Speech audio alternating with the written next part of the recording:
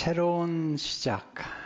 우리 인생에 가끔 새로운 시작을 하게 되는데, 하나님은 새로운 땅과 더불어 새로운 시작을 하게 하시는 것을 보게 됩니다. 여호수아에게 이제 새로운 땅으로 들어가라, 그렇게 말씀하시는데, 여호수아에게 말씀하신 그 새로운 땅은 사실은 430년 전에 아브라함에게 약속하신 땅이에요. 우리가 성경을 공부하거나 묵상할 때 언제나 어떤 본문이 나오면 그 본문의 뿌리, 그 본문의 원천을 찾아가야 되죠. 그 여호수아 1장에 나오는 가나안 땅의 약속은 아브라함 때 시작이 된 거죠. 아브라함이 75세 나이에 새로운 땅으로 들어가는, 부르시고 약속하시고 이루게 하시는 거죠. 창세기 12장 1절을 보게 되면 여호와께서 아브라함에게 이르시되 너는 너의 고향과 친척과 아버지 집을 떠나 내가 너에게 보여줄 땅으로 가라. 떠나는데 어느 땅인지 몰라요. 다만 내가 너에게 보여줄 땅으로 가라. 그럼 가나안이 어딘지 몰랐어요. 지금처럼 뭐 지도가 있는 것도 아니고 더 GPS가 있는 것도 아니고 하나님이 보여줄 땅으로 가라 말씀하시는 거죠. 갈대아 우르는 우상을 숭배하는 곳이죠. 근데 새로운 땅에 들어가라는 얘기는 그냥 새로운 땅에 들어가라는 얘기만이 아니고요. 새로운 사람이 되라. 새로운 사람이 되라. 우상을 섬겼던 아브라함과 그의 아버지 데라가 이제는 새로운 땅에서 믿음의 조상이 되도록 하나님이 부르신 거죠. 뿐만 아니라 이제 새로운 역사를 창조하라는 거죠. 그 부르심, 그리고 아브라함이 믿음으로 순종함으로 갈 바를 알지 못하고 한 발을 내디딘 그 놀라운 사건이 아브라함과 이삭과 야곱에게 축복이 되고, 그리고 전 인류가 복을 받는 은혜를 경험하는 거죠. 왜냐하면 아브라함이 들어간 가나안 땅에서 예수님이 태어나고, 그리고 우리가 구원을 받기 때문이죠. 때로는 어떤 한 번의 선택이, 한 번의 결단이, 한 번의 도전이 어떻게 보면 온 가족의 생애를, 그리고 때로는 한 민족과 교회와 전 세계 역사를 바꾸는 그런 경험을 하는 것을 보게 됩니다. 이제는 이제 430년 지난 다음에 여호수아에게 이제 광야를 떠나 이제 가나안 땅으로 들어가라고 말씀하고 있는 것을 보게 됩니다. 새로운 땅이 뭘까? 이게 꼭 장소를 바꾸는 것만 의미하지 않죠. 변화를 의미하는 거죠. 변화해라. 변화를 시도하라. 그죠? 우리가 변화한다는 것은 굉장히 중요한 거죠. 왜냐하면 죽은 것은 변화하지 않기 때문이에요. 죽은 나무나 죽은 사람은 또 죽은 공동체, 죽은 조직, 죽은 시스템은 변화되지 않아요. 내가 변화를 추구한다는 것은 살아있다는 증거죠. 죽은 고기는 그냥 흘러 떠내려가지만 살아있는 연어는 모천을 향해서 물을 거슬러 올라가는 거죠. 하나님께서 어떻게 이렇게 새 땅을 약속하고 주시는 걸까요? 어떤 과정을 거쳐서 우리 허락하시고 우리가 어떤 새로운 시작을 해야만 된다면 어떤 원리를 가지고 새롭게 도전하면 좋을까요? 그건 뭐 나이를 초월하는 거니까. 아브라함도 75세니까 이건 뭐 꼭 젊은 나이면 변화를 주는 건 아니잖아요. 하나님이 부르시면 언제나 순종해야 되는 게 우리 그리스도인의 삶이잖아요. 어떻게 하실까? 하나님은 새 땅에 대한 비전을 먼저 갖게 하시죠. 새 땅을 보게 하세요. 새 땅에 들어갈 수 있도록 도와주는 거죠. 오늘 여호수아 1장 2절에 보게 되면 내 종 모세가 죽었으니 이제 너는 이 모든 백성과 더불어 일어나 이 요단을 건너 내가 그들 곧 이스라엘 자손에게 주는 그 땅으로 가라.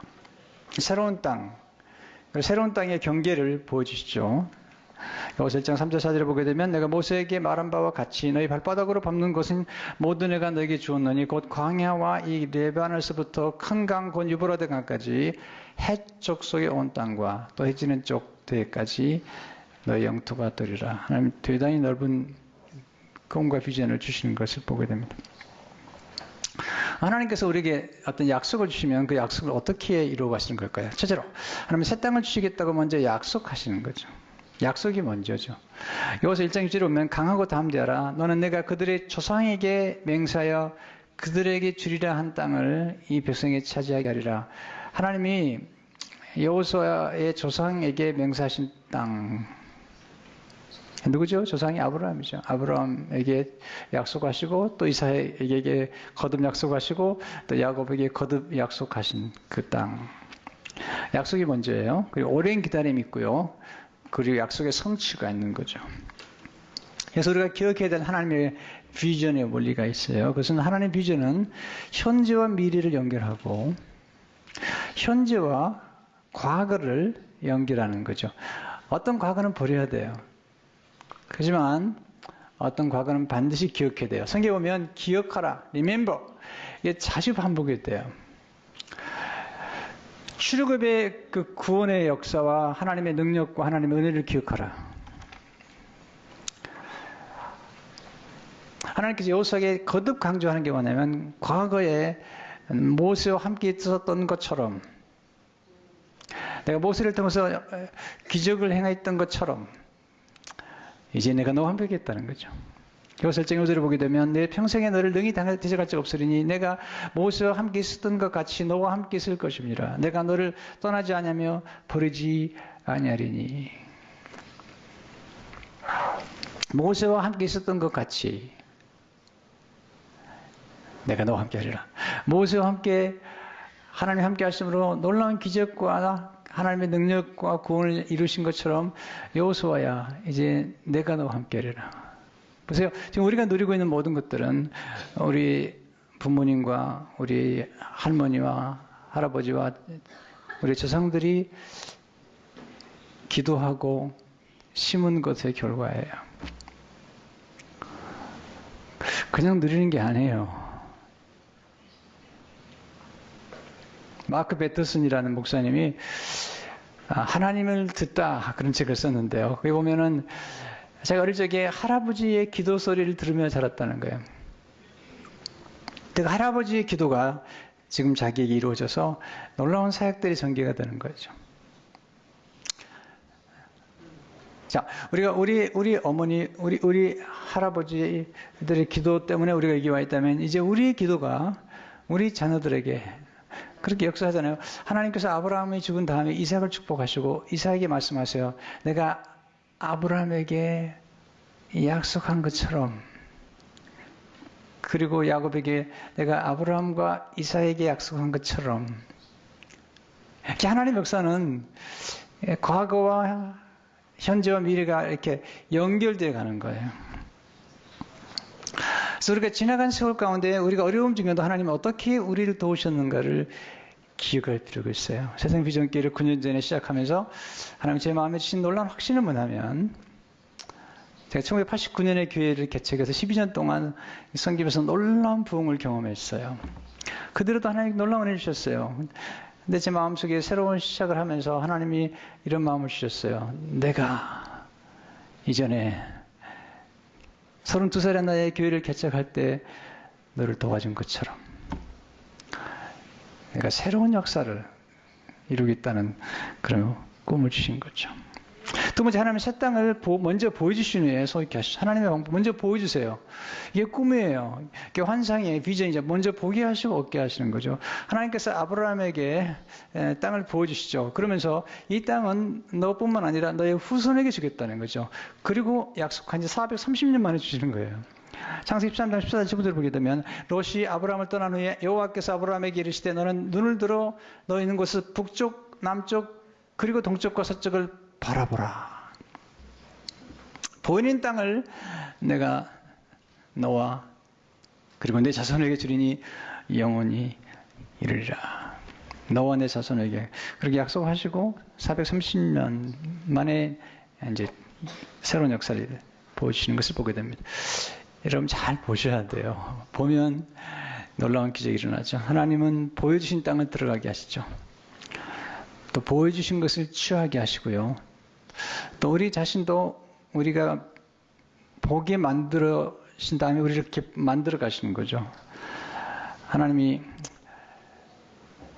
모세를 보시고 여호수아를 보시고 그들이 어떻게 변화될 것을 보여주시죠. 이스라엘 민족들이 히브리에 놓여있는데 너희는 왕같은 제사장이요 거룩한 백성이요 그리고 모든 나라의 축복의 통로가 될 거라고 하는 그런 놀라운 비전을 보여주잖아요. 이게 꿈이죠. 세 번째, 하나님 주신 새 땅은 하나님의 선물이죠. 여러분, 살아남는다는 것은 굉장히 중요한 거예요. 서바이벌이 있어야 돼요. 그래야지 리바이벌이 있는 거예요. 살아남는 건 중요한 거죠. 살아내야 되죠. 근데 하나님의 관심은 그냥 살아내는 것 정도가 아니라 번성하고 그리고 형통하고 그리고 용성하고 충만한 삶을 살기를 원하는 거예요. 근데 이건 하나님의 선물로 주어지는 거예요. 애굽에서 그들은 노력해야만 돼요. 여러분, 노력만 해가지고는 큰일을 못 이뤄요. 그리고 노력하다가는 어떤 사람들이 노력 많이 해가지고 뭐가 이루면요, 이게 나중에 보면 잃어버리면요 굉장히 분노해요. 또 누가 손대도 막 화를 내죠. 내가 어떻게 일구는 기업인데 이렇게 생각하잖아요. 그게 애굽이에요. 애굽은 노력해야 돼요. 그 곁에 늘 바로가 있어요. 그래 늘 채찍이 기다리고 있어요. 거기는 은혜가 없어요. 근데 가나안 땅에 들어오면 그리고 광야에 들어왔더니 모든 게 은혜예요. 농사 짓지 않아요. 40년 동안 농사 짓지 않아요. 신발과 옷이 헤어지지 않았어요. 40년 동안. 하나님 은혜죠. 나일강과 비교할 수 있는 반석에서 300만 명을 먹이는 거예요. 반석에서 물이 쏟아져 나와가지고. 이거 대단한 거죠. 은혜죠. 가나안 땅도 은혜죠. 신명기 11장 10절 12절 보면 내가 들어가 차지하려는 땅은 내가 나온 애굽 땅과 같지 아니하니. 다르죠. 거기는 너희가 파종 후에 발로 물대기를 채소밭에 된 것 같이 하였거니와 너희가 건너가 차지할 땅은 산과 골짜기에 있어서 하늘에서 내린 비를 흡수하는 땅이요. 그 다음에 중요한 내 하나님 여호와께서 돌봐주시는 땅이라. 연초부터 연말까지 내 하나님 여호와의 눈이 항상 그 위에 있느니라. 야, 선물이죠. 여러분, 이제 인생을 살면 어떤 분을 보면 딱 두 종류의 사람으로 나눠지는데 어떤 분은 모든 걸 노력해서 산다는 거예요. 내가 노력해서 얻은 게 내가 머리를 굴리고 내가 얼마나 기발한 아이디어를 내가지고 그래서 늘 그렇게 생각하는 사람은요, 하나님 앞에 되게 인색해요. 뭐 이건 내가 노력한 걸 내가 노력했는데 왜 이걸 내가 달라고 그러냐는 거예요. 또 다른 사람들 굉장히 인색해요. 네. 그런데 모든 것을 은혜라고 생각하는 사람들, 또 사업의 아이디어도 은혜고, 또 좋은 때를 만나는 것도 은혜고, 이렇게 생각하는 사람들은 모든 걸 선물로 생각해요. 그래서 나누는데 굉장히 관대해요. 아멘하고 받아들여야 돼요. 선물은 주셨는데 안 받으면 우리 게 아니에요. 10명의 정탐꾼들은 그 선물을 누리지 못해요.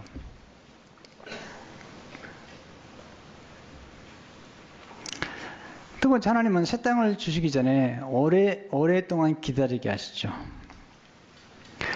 아브라함이 약속하셨는데 430년을 기다리게 하세요. 그런데 기다리는 사람에게 약속은 성취되죠.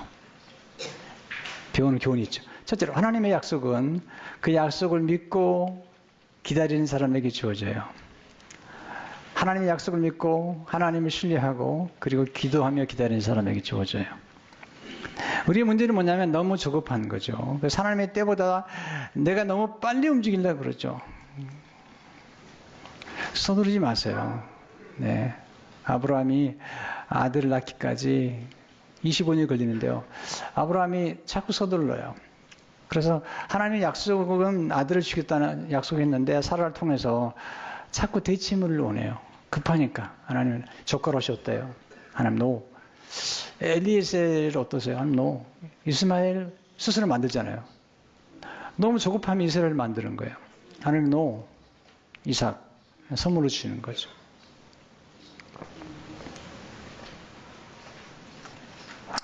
기다림 그리고 기도하셔야 돼요. 언제부턴가 우리는 기도에 굉장히 냉소적이 됐어요.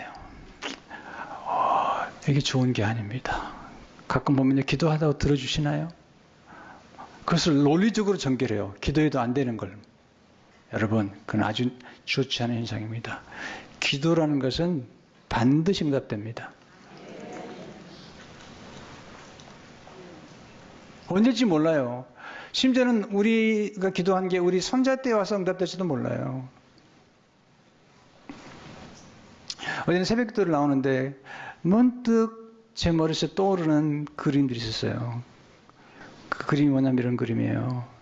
제가 군에 갔을 때 너무 간절히 절박했거든요. 그래서 새벽마다 군대에서 새벽에 일어나서 모포를 뒤집어 쓰고 기도하는 거예요. 그리고 군대에서 새벽 기도를 나가는 거예요. 또 서울신학교 다닐 적에 너무 절박했거든요. 그래서 새벽 집회를 마치고 나면 또 기도원에 들어가서 가장 늦게까지. 근데 그때 기도했던 기도들이 내가 기도했던 것보다 더 많이, 내가 구하는 것, 생각하는 것보다도 더 많이 응답해 주셨어요.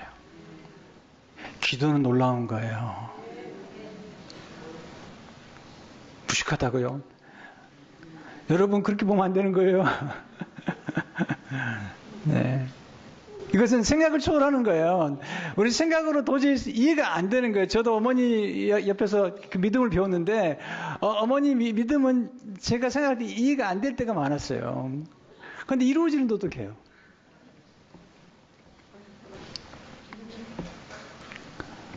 끈질기 기도하는 거야. 어머니 기도에 한번 들어가면 하나님이 좀 힘드신 것 같아요. 끝을 보시니까. 여러분 히브리서 6장 13절 15절 보세요. 하나님이 아브라함에게 약속을 하실 때 내가 반드시 너에게 복주고 복주면 너를 번성하게 하고 번성하게 하라 하셨더니 그 이같이 오래 참아 약속을 받았느니라. 두 번째, 하나님이 기다리는 동안에 풍성한 열매를 맺게 하시죠. 하나님께서 아브라함에게 주신 약속 중에 하나 후손인데요. 그 약속이 너무 놀라워요. 창세기 15장 5절을 보면 그를 이끌고 밖으로 나가려 하늘을 우르러 무뼈를 셀 수 있나 보라. 또 그 이르시되 내 자손이 이와 같으리라. 아니 아직 아들도 안 주시고요. 무뼈처럼 막히겠다네요. 근데 이루어져요. 430년 지난 다음에 신명기 1장 10절을 보게 되면 너희 하나님 여호와께서 너희를 번성하게 하셨으므로 너희가 오늘날 하늘의 별같이 많거니와. 와, 300만 명이 된 거예요. 요셉이 애굽에 들어갈 때 야곱 가족이 75명이 있는데 고센 땅에 430년을 지낸 동안에 기다리는 동안에 300만 명이나 되는 게 나온 민족이 된 거죠. 놀라운 건 신명기 2장 11절의 말씀이에요. 이 말씀 때문에 제 생애가 바뀌었어요. 너 조선 하나님 여호와께서 너희를 현재보다 1000배나 많게 하시며 너에게 허락하신 것 같이 너에게 복 주시기 원하라. 오, 하늘의 별처럼 300만 명인데 지금보다 1000배나 많기면 좋겠다는 거죠. 저는 한때요 굉장히 작은 꿈을 가지고 살았어요. 그리고 작게 생각했습니다. 이 말씀 때문에 내가 바뀌었어요. 하나님이 이스라엘 백성이 이제 300만 명인데 그보다 1000배나 많게 하겠다고 기도하는 모세 너무 좋아하시는 거죠. 예수님께서 제자들에게 만민에게 소나 만민에게 가서 복음을 전하라. 모든 족속에 나가라 그랬잖아요. 거기서 제가 생각이 달라졌어요. 비전이 달라졌어요. 아, 전 세계를 향하여? 그리고 think big, 크게 생각해야 되겠다. 하나님은 세심하게 우리를 돌보시지만 하나님이 크신 분이기 때문에 생각이 크시잖아요. 생각보다 하나님 흔들리면서 뿌리를 깊게 내리게 하시죠. 아브라함이 흔들리잖아요. 그런데 흔들리는데 놀라워요. 그는 하나님께 점점 깊이 뿌리를 내려요. 이스라엘 민족이 흔들려요. 430년 동안. 그런데 그들이 늘 말씀을 붙잡고 있어요. 40년 동안 광야에서 많이 흔들려요. 여러분 이거 아셔야 됩니다. 흔들리고 있다면 아직 살아있는 거예요. 여러분 나무에게서 배우셔야 됩니다. 나무가 죽어있는 건 흔들리지 않습니다. 가지가 부러지든지 바람이 불면 뿌리가 뽑혀버립니다. 살아있는 건 흔들립니다. 여러분 우리가 살아있기 때문에 흔들리는 거예요. 살아있기 때문에. 유영만 교수님 이렇게 얘기합니다. 나무가 성장하는 원동력은 흔들리기 때문이다. 어디 살아있는 나무, 살아가려고 안간힘을 쓰는 나무만이 흔들린다. 흔들리는 나무라야 쓰러지지 않으려고 더 깊은 뿌리를 내린다. 제가 이미 목회하다가요, 한때 정말 흔들릴 때가 있었어요. 그때 제가 저를 추스렸던 시가 있는데 도정환 시인의 시예요. 앞에 부분만 읽어드릴게요. 흔들리며 피는 꽃이란 그런 시예요. 흔들리지 않고 피는 꽃이 어디 있으랴. 이 세상 그 어떤 아름다운 꽃들도 다 흔들리면서 피었나니, 흔들리면서 줄기를 곱게 쏘나니, 흔들리지 않고 가는 사랑이 어디 있으랴. 여러분, 믿음도 흔들리고, 여러분 결혼생활 하시면 가끔 사랑도 흔들려요. 그러나 그때 뿌리를 깊이 내려야 돼요. 여러분, 흔들려야지 중심이 잡히는 거예요. 흔들리면서 중심이 잡히는 게 굉장히 중요한 거예요. 이영명 교수는 이렇게 얘기합니다. 중심은 흔들리면서 잡힌다. 흔들려보지 않은 사람은 삶의 중심이 무엇인지 알 수 없다. 중심은 흔들리면서 서서히 잡히는 내 삶의 핵심이다. 우리 중심이 뭐죠? 하나님이시잖아요. 하나님께 뿌리를 내리셔야죠. 여러분, 흔들려 본 사람이 흔들 수가 있는 거예요. 이스라엘 민족은 많이 흔들려 봤기 때문에 전 세계를 흔들고 있는 거예요, 지금도. 유대인들이 전 세계를 흔들고 있는 거예요. 네. 하나님의 사람들이 많이 흔들려 보면 거기서부터 놀라운 일이 벌어지는 거예요. 흔들리면서 뿌리를 깊게 내리면 그다음부터는 세상 흔들 수 있는 놀라운 역사가 나타나는 거잖아요. 그리고 웬만한 환경에서는 고요함을 유지할 수 있죠. 에레미야 17장 7절 8절을 보시게 되면, 그러나 무릇 여호와를 의지하며 여호와를 의리하는 그 사람은 복을 받을 것이다. 그런 물가에 심은 나무가 그 뿌리를 강변에 뻗치고, 이게 하나님이거든. 너희가 올지라도 두려워하지 아니하고 그 입이 청청하며 가뭄을 해도 걱정이 없고 결실이 그치지 아니함 같으리라. 네 번째, 하나님은 기다림을 통해서 겸손케 하심으로 복을 주시죠. 40년 어디 광야에서 그들을 훈련시켰을 거예요. 축복하려고. 어떻게 해서? 겸손한 다음에 축복하는 거예요. 신명기 8장 14절 10절을 보게 되면, 내 마음이 교만하여 내 하나님 여호와를 잊어버릴까 염려하노라. 여호와는 너를 광대하고 위험한 광야고 불병과 정갈이 있고 물이 없는 간증한 땅을 지나게 하시며 내 조상들도 알지 못하던 만나를 광야에서 내게 먹이셨나. 이는 다 너를 낮추시며 너를 시험하사 마침내 내게 복을 주려 하심이었느니라. 하나님 이스라엘 민족을 정말 크게 축복하셨거든요. 그러기 위해서는 그들을 낮추시는 거예요. 여러분, 겸손처럼 좋은 게 없어요. 오늘 제가 이용만 교수님 좀 더 인용합니다. 한 번만 더 인용할게요. 정상으로 올라갈수록 나무를 포함해 모든 식물은 자세를 낮춘다. 언제 불어닥칠지 모르는 바람에 대비하여 언제나 자세를 낮추고 뿌리를 깊게 내린다. 사람도 마찬가지다. 정성에 가까이 다가와 갈수록 자세를 낮추고 겸손해야 한다. 그래야 더 높은 정성에 오를 수 있다. 정성에 가까울수록 장애물은 많고 위기도 작고 상도 설상가상이다. 가장 아름다운 소리는 바이올린은 가장 높은 정상에서 거센 바람과 폭풍을 이겨낸 무릎 꿇은 나무를 통해서 만든다고 그러잖아요.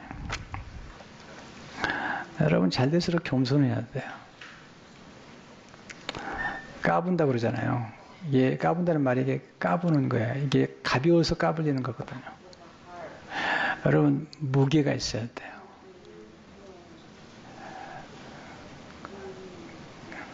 허세를 부지 말라고요.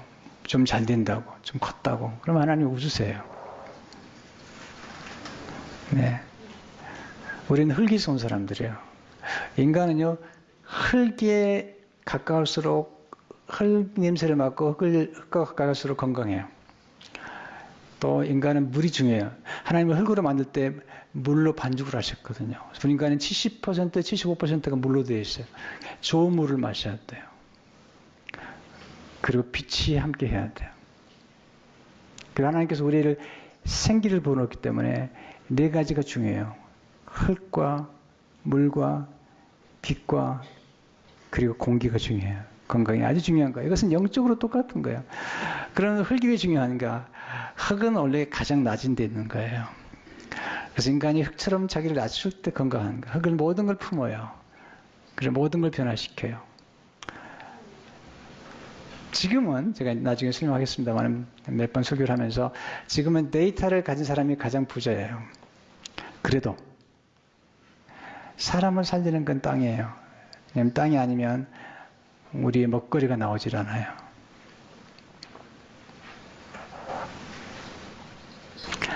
예수님은 낮추시잖아요. 겸손한 분이시잖아요.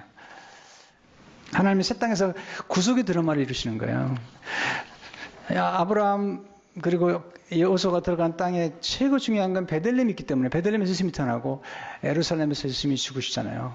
이건 구속의 드라마인 거죠. 하나님의 놀라운 구속의 드라마가 가장 중요한데 그 구속의 드라마가 이루어진 게 가나안 땅이잖아요.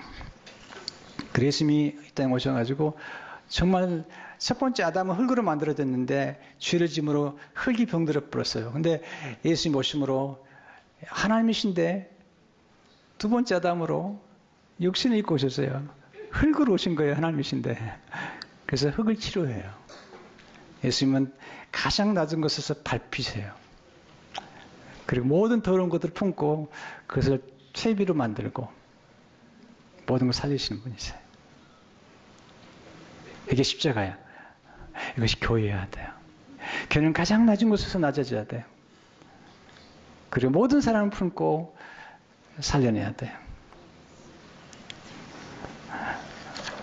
여러분 지금 삶 가운데 흔들릴 때 너무 낙심하지 마세요. 살아있기 때문에 흔들리는 거예요. 여러분 보이지 않는 곳에서 놀라운 일이 벌어지고 있는 거예요. 보이지 않는다고 아무 일이 안 벌어지는 게 아니에요. 여러분 대나무 가운데 모소란 대나무, 모소, 중국의 대나무, 모소는 씨를 심으면 5년 동안 땅속에 뿌리가 있어요. 5년 동안.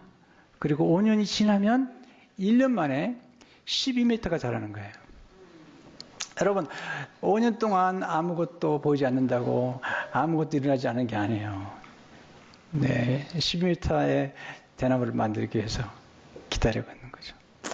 여러분 이제 가끔 어떤 일 하다 보면은 아무 일이 안 이루어지나 그렇지 않아요. 그냥 기다리는 동안에도 하나님의 이제 놀라운 일이 벌어지고 있는 거예요. 네, 성도 여러분, 새로운 변화를 향해 나가는 여러분에게 이 말씀이 여러분의 큰 축복이 되시기를 주의 이름으로 축원합니다.